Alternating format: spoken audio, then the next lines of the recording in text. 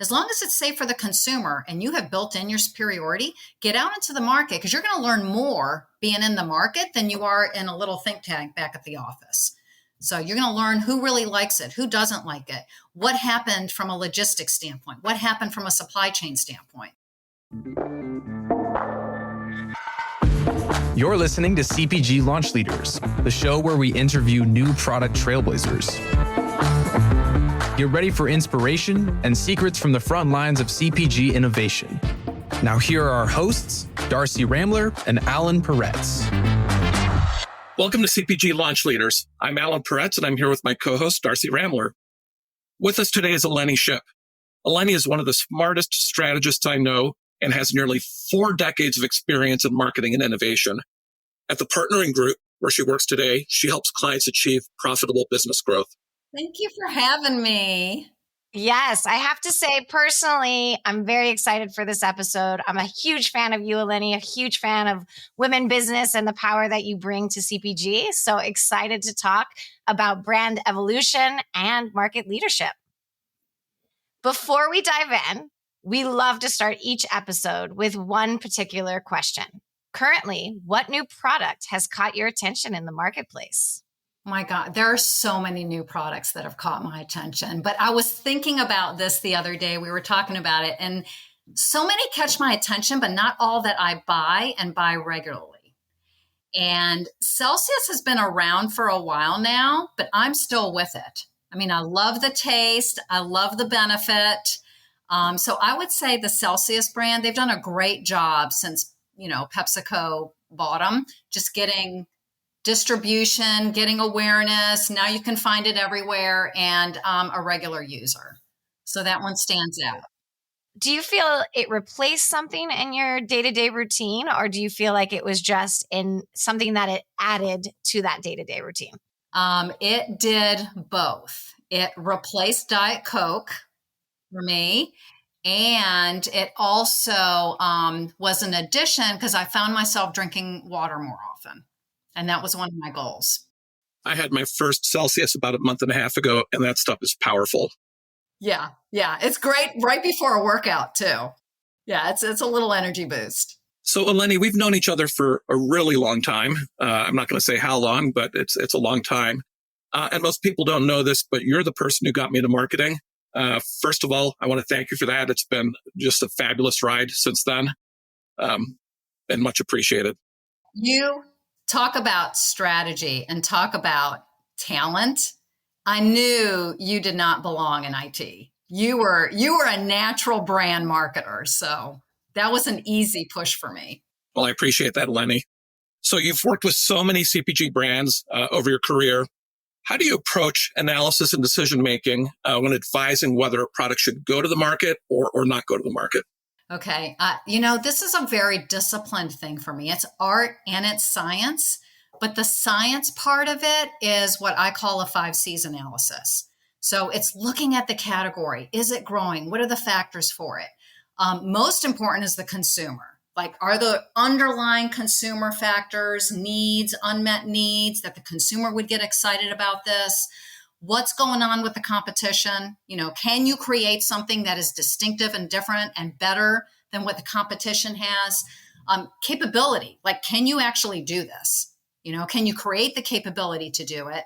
And customers, because so much now it can't be, unless you have your own DTC and you go directly to the consumer, you got to care about the retailer and what the retailer's needs are, and can they make money, and are you adding value to them?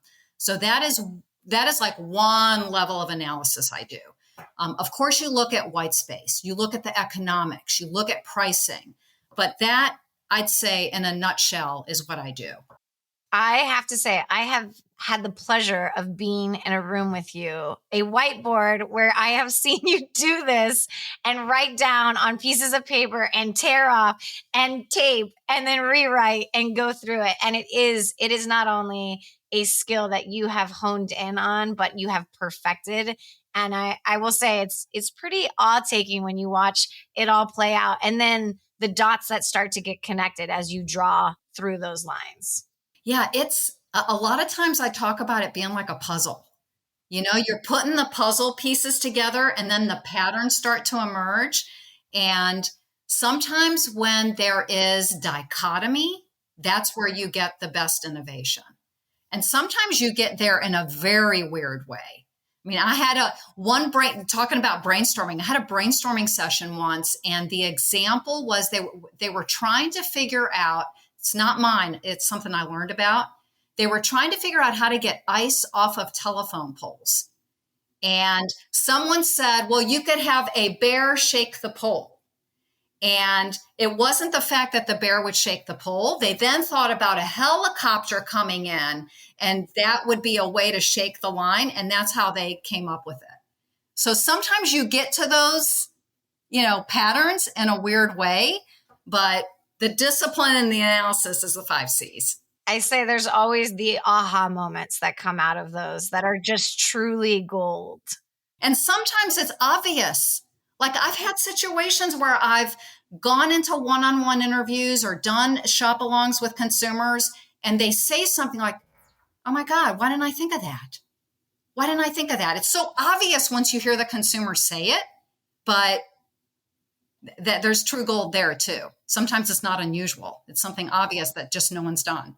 Yeah, I like your bear example, Eleni, because a lot of this really is bringing discipline to creativity, right? Like you have to be willing to put yourself out there and put those wild ideas out there, but then you've got to have a framework to really rein it back in and make sure that it's going to work. So as you're exploring new products and going through things, are there specific key factors that you look for that signal if a product is truly ready for the marketplace? Yeah, I've got, there's 3 things we look at. And this comes from my partner, Jeff Stern. I love this simple framework he has. Is it he calls it the 3D framework.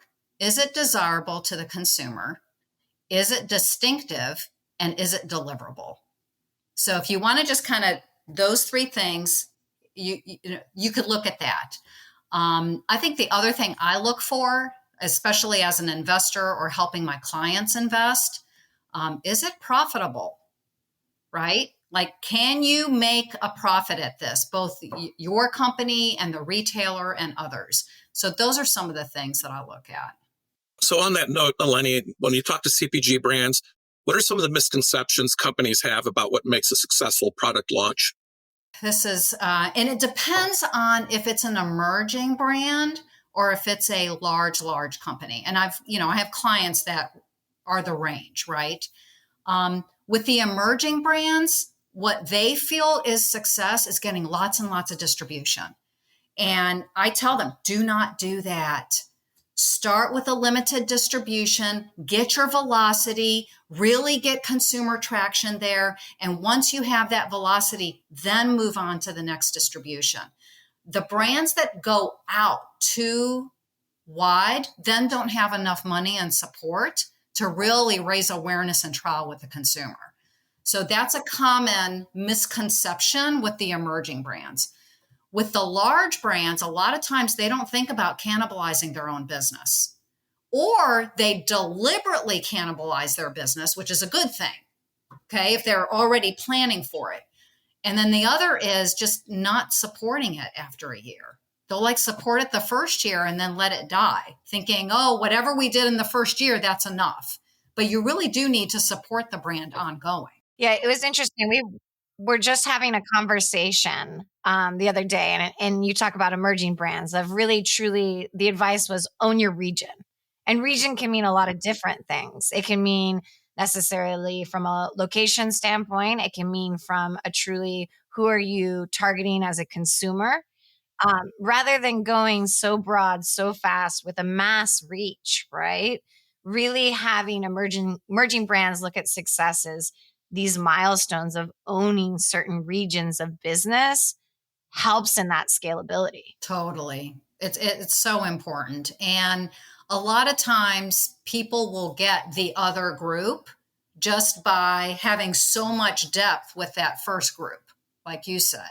And people like me wanting to copy what the millennials are doing, right? But you got to capture the millennials first before you get someone older like me wanting to be cool and doing what they're doing. Well, and there's so much opportunity to learn, right? If you're going at that really at that pace of growth, it gives you the opportunity to optimize not only your product, your proposition, everything in every stage gate, so that when you do finally hit that milestone to say, hey, we're ready to go mass from not only a branding standpoint, logistically, all of these things, you really have given your brand the opportunity to mature itself and optimize itself to hedge your bets a little bit more in that success. Right. And you've built the foundation, right? You built the foundation for that trial and that repeat. Yeah. The founder that Darcy's talking about is the founder of Brooklyn Deli. And, the amazing thing in her case is she's been very disciplined about growth, and she's given absolutely none of her company away. She's still 100% owner, and she's nationally distributed. And, maybe 2-3 years down the road, she can seek investment, but her inventory investment is all bootstrapped. That's amazing. So she clearly had a very focused benefit, and it's returning for her, right? She's got her margin. She's able to continue to invest in her business.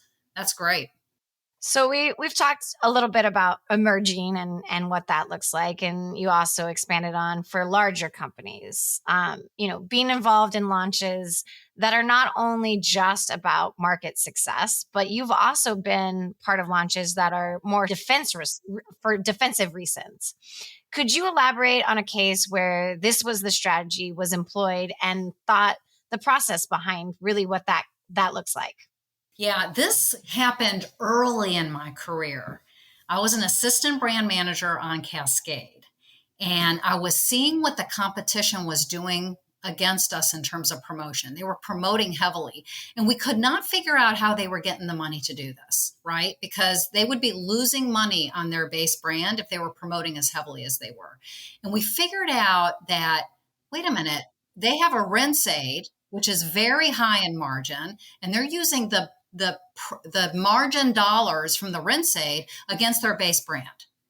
And I went to the company and I said, I think we need to come up with a rinse aid.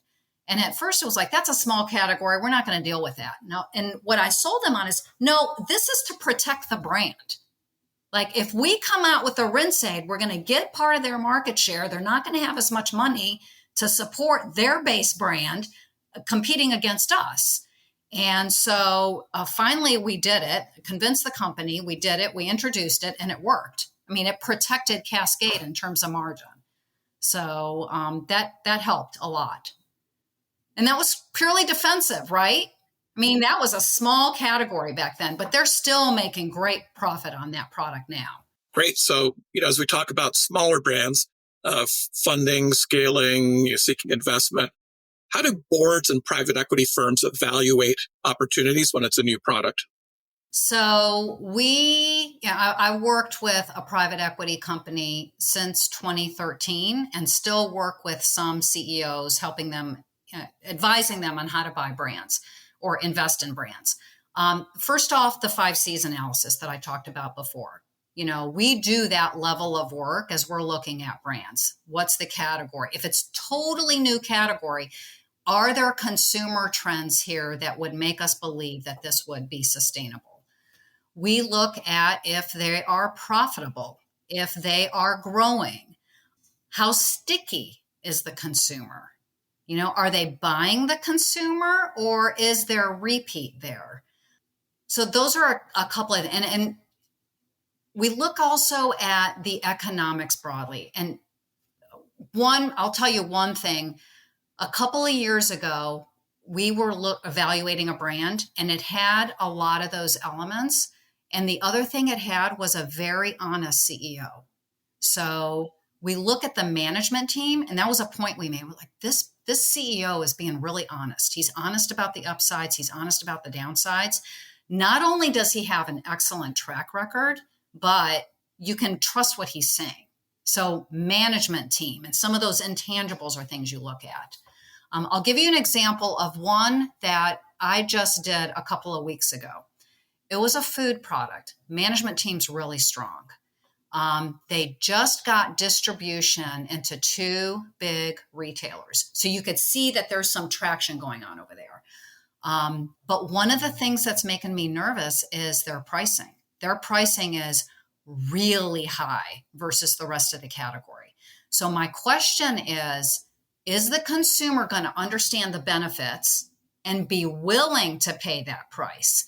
And if they're willing to do it once, is the product delicious enough that they're going to continue to buy at that price?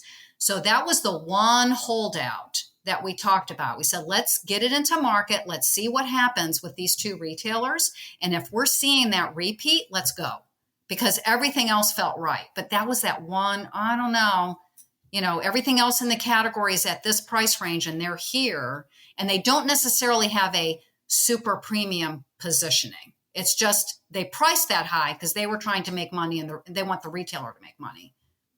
But I'm not sure the consumer will do it. And like you said, it may be enough to get them curious and drive trial, but is it enough to add into their daily, their monthly, depending on what the product is, regimen that they're willing to pay that, as everybody these days, and we're seeing this across the board with consumers, they're analyzing, what do those daily routines look like? What do those monthly? As inflation happens, cuts get made. So the investment by the consumer is changing, especially, in our current times. Darcy, it's so funny you said that, because that's exactly the point we were talking about. We were like, is this good enough that it becomes a part of the weekly dinner? If it is part of the weekly dinner, it's going to be golden. If it feels so high end and expensive that it's an occasional thing, there won't be enough volume there. But that was the question we asked ourselves. Is this good enough that now someone says, this is part of my weekly dinner or my every 2-week dinner? Hi, Jesse. What brings you to the airport? Mike, I'm off to the headquarters to share an update on the big launch. Oh, I've heard it's selling really well. Care to share your secret? Well, just between us, it's all thanks to Bold Labs. Their exclusive digital test market research allows you to optimize your product, marketing, and pricing before the big launch. That sounds fantastic. How can I learn more? Just visit www.boldlabs.com. It's all right there. This is the final call for Flight 723 to Chicago. Looks like we'd better go. Thanks for the tip, Jesse. See you soon, Mike. And remember, Bold Labs is ready to help your product soar. Well, and it's interesting, even in the food category, right? This is one of the things I find fascinating, because you also have to pay attention to the trends that are happening now from a dietary standpoint as well. We are in a phase, we've gone through the Atkins phase, we've gone through the keto phases, we've gone through, now we know there's a little bit of a craze with the Ozempic. And what that has done is changed, instead of the 5 meals a day, there's a little bit more of a snacking principle that's going on. So also paying attention, especially depending on your categories, what are those trends? What's that? What are we seeing? I think you see a lot of it from how, especially in the digital space, how the consumer's searching these days. What are they looking for? What are we seeing spikes? Those are early indicators of where those trends are happening in those categories. It's so interesting that you talk about search. I'm going to go back to one of the previous questions you asked about, which is, how do you understand a product is successful? Again, Vedran and I were talking about this, and he was like, talkability. Talkability is something you have to either design in, or you have to see if the product has that, because if it does, it has a higher likelihood of being successful. So are they searching for something like that? Right? The talkability of it, whether it's social or another area. And is it in, discovering unmet needs from the consumer? You can find that in long tail search all day long. What are they thinking? It is literally a microscope into what that consumer's psychological thought is into their needs, what's checking the box from a product standpoint. And then I have to say, I'm always a big geek on ratings and reviews. But being able to dig into competitors, not only what are they doing well that the consumers are loving, but what are those deficiencies that you can create a product that can capitalize on that? Yeah, one of the first things I look at when I'm evaluating a brand is ratings and reviews. And you're right. You can look at occasions. You learn a lot about a category by immersing yourself in that ecosystem. whether it's the competition or you. The consumer is, I think what people need to understand is the consumer is speaking to us constantly, especially in the digital space, whether it's through a search, whether it's through a ratings and reviews, whether it's through click-through rate, what's grabbing their attention from a social standpoint. I mean, it's out there. It's harnessing that information to create the right products. So I know we've taken a tangent here, which I'm not surprised, Eleni, with us, because we always enjoy some really good conversation when we get into any type of consumer psychology. But going back a little bit more to the private equity side of things, I can only imagine that you've analyzed hundreds of companies over the years. What trends have you noticed that makes a company stand out to investors in these recent years? Yeah, it used to be that if you were growing a lot, but you weren't making money, that was okay. That is no longer okay. I mean, you have to have the discipline from an operations standpoint to grow your revenue and then also have profit and a path to even more profit. So I would say the focus on profitability has been a big trend recently. In terms of brands that stand out, I met with a brand, and not one that I was evaluating for investment. Although afterwards I did say to someone, we should look at this brand. How do I become a part of that situation? Yes, we should take a look at this brand. Oats Overnight, impressive brand, impressive. Growing really fast, profitable, path to even more profit. And what impressed me most is how they do everything by the consumer, everything. They have a big consumer base and they research their consumer for every decision. Where should we be in the store? Research. And when they do a research, they get tens of thousands of people in their group to answer. Flavors, packaging, where to be with the consumer, where to be with retailers. They were impressive. They really stood out to me. And when you're looking at that, and obviously their current portfolio, do you ever tap into the innovation pipeline? Do you want to see what is their, great, they have overnight oats right now and it's successful and they're doing it right. But as you said, longevity of a brand will always exist, but you have to continue to move the needle forward. So is looking at pipeline of innovation part of your process? Where do you see that fitting in? Yeah, we always look at the pipeline. You want to look at the next year, you want to look at the next 3 years, and does it make sense strategically? And the brand equity that they have as a company, does it extend into any category adjacencies that they could have? And do the category adjacent, if they have gone into category adjacencies or they are thinking about it, does it make sense? Like, do I feel like the consumer will let them go there or the retailer will let them go there? So pipeline is really important because you're also looking at what kind of revenue they can get in the future, right? So revenue streams, waterfalls of revenue streams could be new distribution that you get. It could be new innovation. I mean, looking at, one of the other companies that I work with is Rare Beauty Brands. They do a really good job of thinking about innovation and how to get incremental volume from innovation that makes sense. Yeah, because it's not always about just the hero product, right? It's about what are the add-ons, that can help parallel path you into new categories, or what are the add-ons that complement some of your hero products? Incrementality is a real conversation. So, Eleni, I'm thinking way back to the days when you and me were working in cubicles at a big multinational.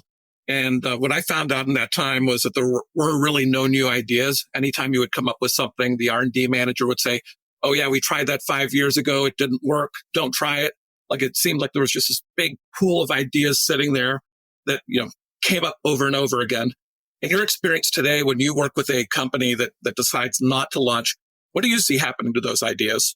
It's so interesting. Sometimes the idea just dies. Okay. It's like, oh, we learned that this is not a good idea.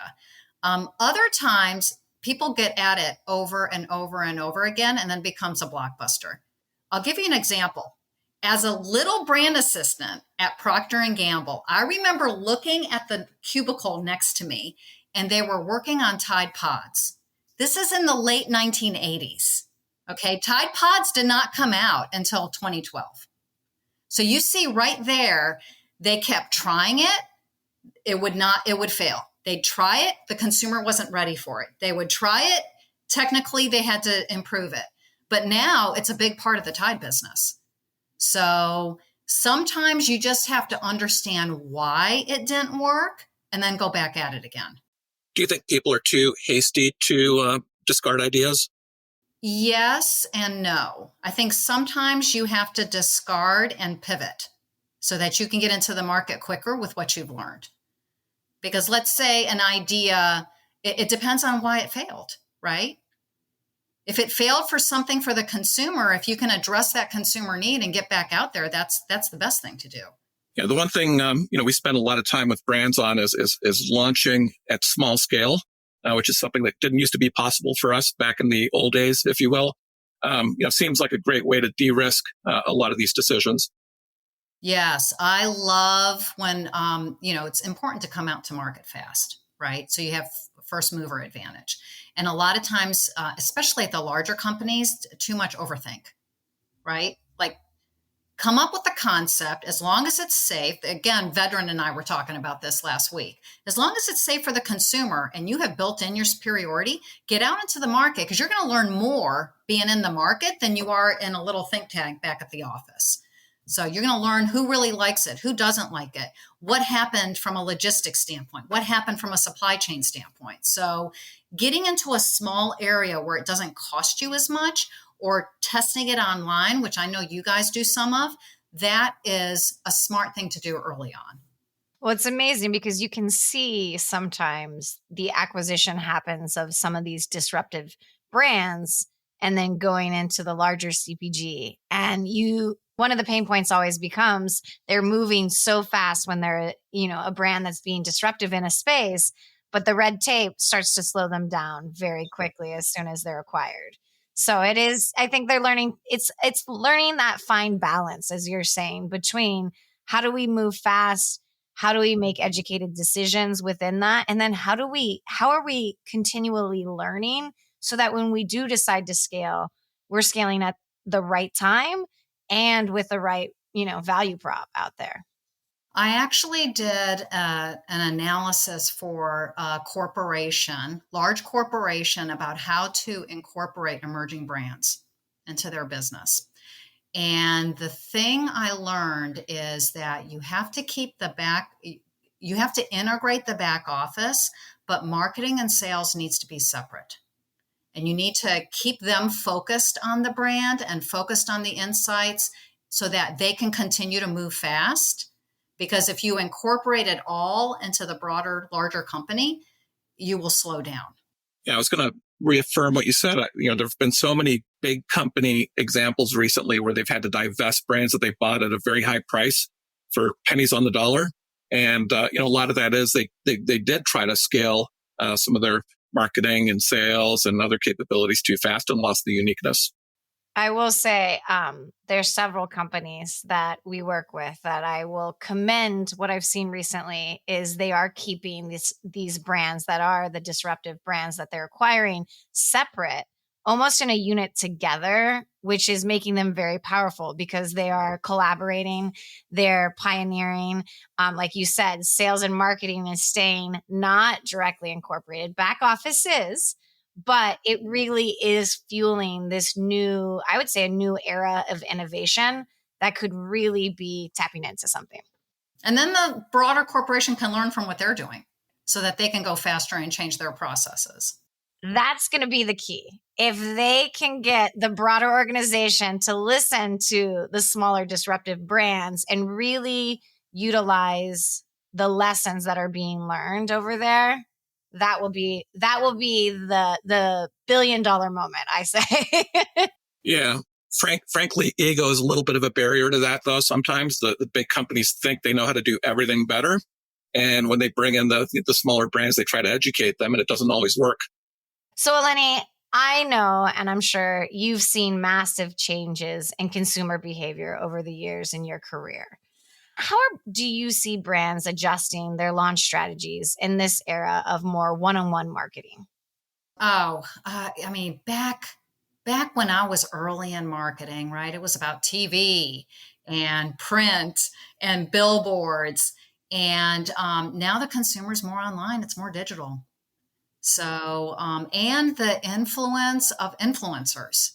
So I see brands now adjusting to that behavior. They're putting more and more of their dollars into digital marketing. They're putting more of their dollars into retail media because the retailer is commanding a lot of their attention in terms of apps for shopping, like the Walmart app, or digital couponing. So I see that as big differences. And just focusing on social media, focusing on influencers, especially with the beauty brands that I've worked with, that has been key. But I'm seeing it now with other products as well. It's interesting you brought up TV. We were having this conversation recently. The most coveted spot in commercials used to be during the Super Bowl.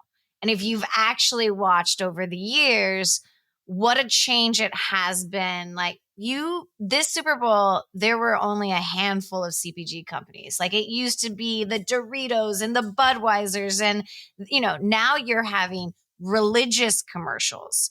You're having companies that are stealing those spots. You can really see how companies are pivoting and where they're choosing to spend those marketing dollars.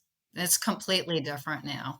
And I'm learning a lot about this from my partner, Liz Mayer. She really understands this space. I can't say that I'm as in-depth an understander of the space, but she's been teaching me a lot on this, like the focus of retail media, how you get your digital shelf right.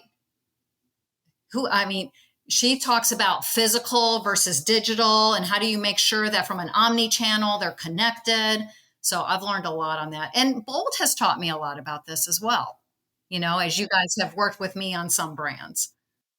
Well, I think it's what getting brands to understand. I always say there's a few points that you just have to speak to. It's that over 70% of consumers are engaging with new brands for the first time in the digital space. That's the first entry point, right? You're usually touching a consumer 3 to 4 times before you're converting them.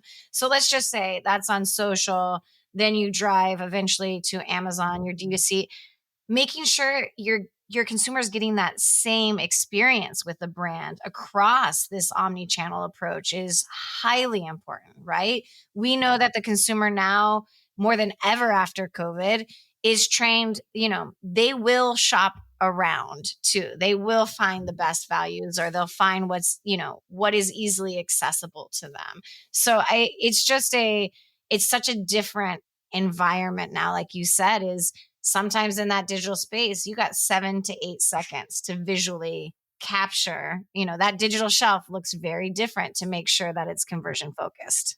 So, Eleni, I might be a little bit of a nerd, but back in my brand management days, I wanted to put a face on my competition. So I would actually try to find out who the person was. And I would imagine them, plotting against me and maybe being upset about something that we did to overcome something that they were doing.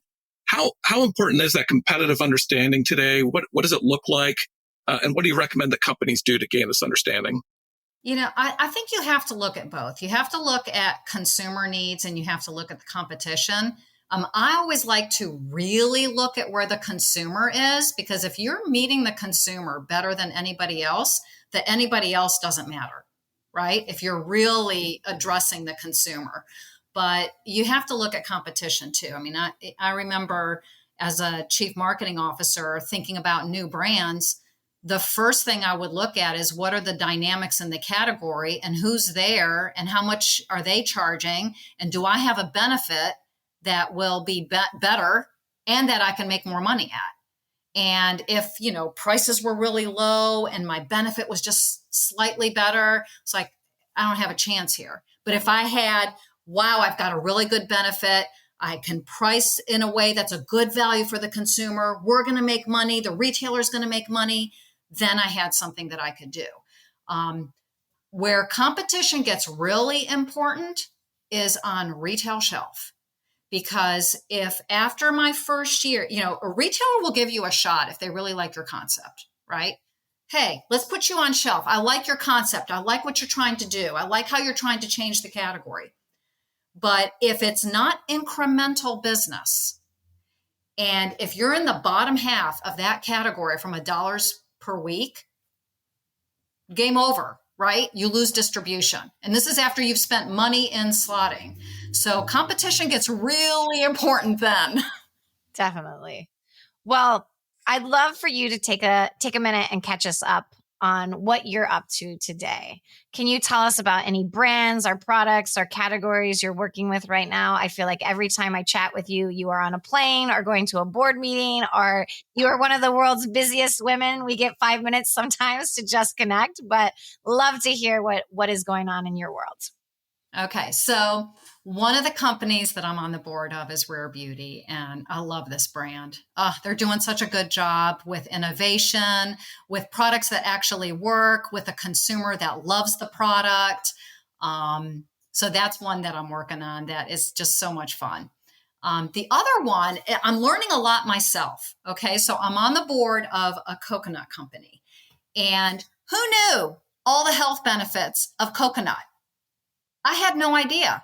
I had already switched, for example, from regular milk to almond milk, but then I started learning about the brown things on almond milk or lecithins. You shouldn't have that. So now I've switched to, the MB coconut milk, and I'm putting that in my coffee. Coconut sugar. I didn't know that it was lower glycemic. So the coconut benefits to brain health. So what I love about working with new brands is not only do I learn, new ways to market or new ways to help them, new ways to get profitable growth, but then as a consumer, I get something out of it too. So those are two that are especially fun right now. What did you say the brand was, Eleni? MB Coconut. So it's MB coconut milk and MB milk powder. They have distribution at Walmart. So in the baking aisle. Yeah, you got to try it. It's so good. Oh, if you take that MB milk and put it in your coffee in the morning, it's like creamy. It's really good. Well, Eleni, thank you so much for taking the time to share your knowledge and experience with us. It is truly stories like yours that remind us to keep innovating, stay inspired, and let's continue to redefine the world of CPG innovation. We appreciate you. Thank you so much for having me. This was fun. I enjoyed talking about this with you all. You've been listening to CPG Launch Leaders, a show from Bold Strategies Incorporated. Don't miss the next thrilling launch story. Follow the podcast on your podcast player now. Please give us a rating, leave a comment, and share episodes with your friends. Until next time.